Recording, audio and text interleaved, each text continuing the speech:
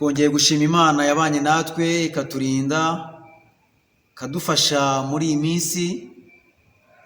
Ngewe n'ubundi turi kumwe muri uyu mwanya ni Rev Daniel. Tugiye gusangirira hamwe ijambo ry'Imana rifite intego ivuga ngo ibintu byose munsi y'ijuru bishobora guhinduka. Ibintu abantu bibwira bishobora guhinduka, ibintu abantu batekereza bishobora guhinduka. Hari igihe tujya dupanga imishinga igahinduka, hari igihe tujya dutegura ibintu bigahinduka, ariko mu ijuru hari Imana isohoza ibyo yavuganye natwe, hari Imana ivuga bikaba. Iyo niyo twizera tukayiringira, kuko mu bubasha bwayo ikora mu mbaraga zitangaje, tukabasha kubona ibitangaza ikora. Imana yacu dufashe kandi twiteho. Mureke twifashishe ijambo ry'Imana dusanga mu gitabo cya Esiteri, ibice byaho 9, umurongo wa mbere n'umurongo wa kabiri. Esiteri ibice 9 ku murongo wa mbere, dusome: ku munsi wa 13 w'ukwezi kwa 12 kwitwa Adari, itegeko n'iteka by'umwami byendaga gusohozwa. Niwo munsi abanzi b'Abayuda bibwira ko bagiye kubagiraho ububasha, ariko birahinduka, Abayuda baba aribo bagiraho ububasha ku banzi babo. Nuko Abayuda bateranira mu midugudu yabo mu bihugu by'umwami Ahasuwerusi byose, ngo bafate abashaka kubagirira nabi. Nta muntu wabashaka kubabuza, kuko amahanga yose yari yabatinye. Imana yacu tugire neza. Haleluya, haleluya. Twumvishe ijambo ry'Imana muri uyu mwanya ritubwira ukuntu ngo itegeko n'iteka by'umwami byendaga gusohozwa. Ubundi umwami yabaga yashyize ikimenyetso ku itegeko, rikaba itegeko ntakuka, itegeko ridahinduka. Ariko muri uyu mwanya Bibiliya yatubwiye ngo ubwo itegeko n'iteka by'umwami byendaga gusohozwa, ngo abari bafite ububasha ku Bayuda ngo birahinduka, abari bo babagiraho ububasha. Birashoboka ko hari intambara nyinshi wanyuzemo, birashoboka ko hari ibigeragezo byinshi wanyuzemo, birashoboka ko warwanya urugamba rutandukanye ku ruhande rw'umubiri muri ubu buzima busanzwe, ariko Imana yo mu ijuru yo ishobora guhindura ibyo byose biguhagurukiye, ishobora guhindura izo ntambara zose urimo, ishobora guhindura ibyo bigeragezo ufite, ishobora guhindura ibyo bibazo byose ukaba amahoro. Imana yacu tugire neza. Haleluya, haleluya. Reka nkusabe kugira ngo ugire kwizera muri wowe, nk'uko twumvishe ijambo ry'Imana. Birashoboka ko n'ubundi hari ibyakugiraho ububasha, birashoboka ko n'ubundi hari ibyagira ububasha ku buzima bwawe, birashoboka ko hari ibyagira ububasha ku mibereho yawe, ariko ibyo byose bishobora guhinduka, kuko Imana yo mu ijuru isohoza ibyo yavuganye nawe, kuko ari Imana ivuga bikaba, yategeka bigakomera. Imana yacu yabwa icyubahiro. Haleluya. Ndakubwira mwene data, ndakubwira mugenzi wanjye, kugira ngo muri uyu mwanya ugire kwizera, kuko Imana yo mu ijuru ifite ibyiza mu biganza byayo, kandi yiteguye kugirira neza. Imana yacu tugire neza. Hari ijambo ry'Imana dusoma mu gitabo cy'Itangiriro, ibice byaho 12, aho dusoma amagambo meza cyane. Tuhasanga inkuru ya Aburahamu ubwo yavaga i Harani.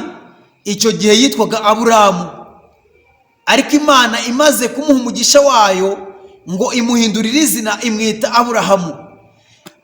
Birashoboka ko nawe hari abakwise amazina atandukanye, nyira runaka, se runaka, ariko ibyo byose bishobora guhinduka.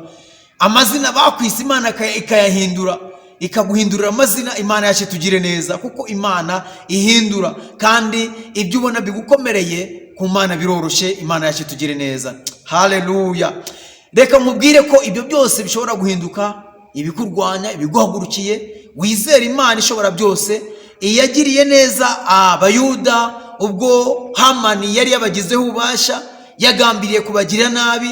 Yemwe yari yamanitse mu giti cya mikono 50 mu mbuga yiwe, ashaka kumanikaho Morodekayi, kuko Morodekayi yari ataramumenya neza, yari ataramusobanukirwa. Na Esiteri wari uri ibwami, yari ari ibwami batamuzi, batazi yuko ari Umuyuda. Ko Morodekayi yari yaramubwiye ati ntuzigere uvuga bene wanyu, ntuzigere uvuga ubwoko bwanyu, ahubwo Imana yo mu ijuru ikomeza kubana n'Abayuda aho bari, Moridekayi yicaye ku irembo, Esiteri ari ibwami. Nuko ngo itegeko rimaze gusohozwa, rimaze gutangwa, rimaze kwamamara yuko igihe kigiye kugera itegeko rigasohozwa n'iteka by'umwami, ngo nuko ngo bafata igihe cyo kwiyiriza ubusa, bafata igihe cyo gusenga Imana. Muri kwa gusenga Imana igira ibyihindura. Mu masengesho yawe hari ibyo Imana igiye guhindura, mu masengesho yawe hari ibyo Imana igiye gukora, mu masengesho yawe hari ibyo Imana igiye kubuza umutekano, maze bigahinduka ibyari biguhagurukiye bigahinduka. Imana yacu tugire neza. Haleluya. Imana yacu ishimwe cyane. Mwene data, mugenzi wanjye, inshuti yanjye, ndakubwira ngo ugire kwizera n'ubundi, kuko Imana ihindura ibyanze guhinduka. Reka twongere dusome ijambo ry'Imana. Ijambo ry'Imana dusanga mu gitabo cy'ubutumwa bwiza uko bwanditswe na Luka, ibice 24 umurongo wa mbere. Dusome ijambo ry'Imana twumve icyo ritubwira muri uyu mwanya.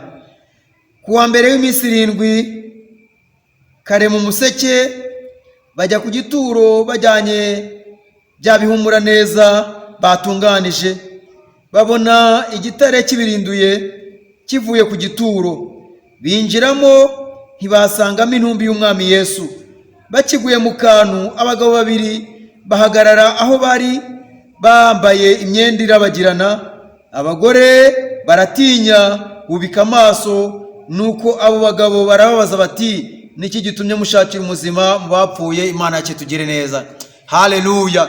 Iri jambo naryo rijya rinkomeza cyane, kuko umwami Yesu akiri kubwiriza ubutumwa bwiza yabwiye abigishwa ati mu minsi 3 yuko azazuka.